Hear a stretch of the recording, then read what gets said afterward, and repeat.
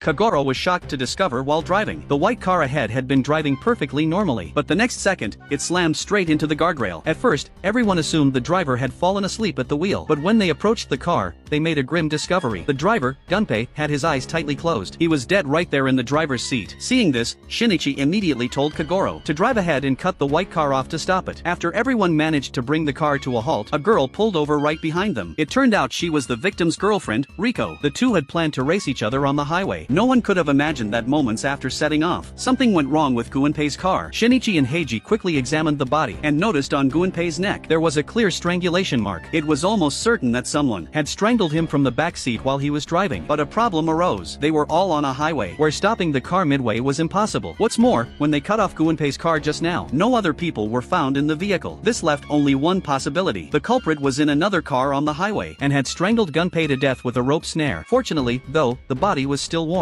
This meant the culprit hadn't gotten far. If they sealed off the toll booths at the highway exits, they could investigate and find the culprit there. Wataru soon identified 3 suspects through his inquiries, simply because all 3 had connections to the victim. Aside from Gunpei's girlfriend Riko, the suspect Atsuo was Gunpei's bitter rival in car racing. He had even taunted Gunpei on the highway just before the incident, but when he got no response, Atsuo simply overtook him and drove away. As for Haruhiko, his son was Gunpei's racing teammate. His son had died in a car accident not long ago. Earlier on the highway, he noticed Gunpei's car suddenly slow down, so he honked his horn instinctively. Unexpectedly, Gunpei sped up and drove side by side with Riko's car. Seeing the two blocking his way the entire time, Haruhiko had no choice but to honk his horn frantically, urging Gunpei to move out of the way. Upon hearing this, Wataru was immediately stumped. What method could the culprit have used to strangle a man in a car on the opposite side from a distance? With the case hitting a dead end, Shinichi and Heiji decided to investigate the accident car in person. Sure enough, as soon as they arrived at the scene, they found a thin scratch on the car window. And what was even more bizarre, even though Gunpei had been driving on the highway, he had rolled down all the car windows. Nawako guessed that the victim must have opened the windows because the car reeked of cigarette smoke. That was why he'd opened the windows. But Kagoro argued that, if that were the case,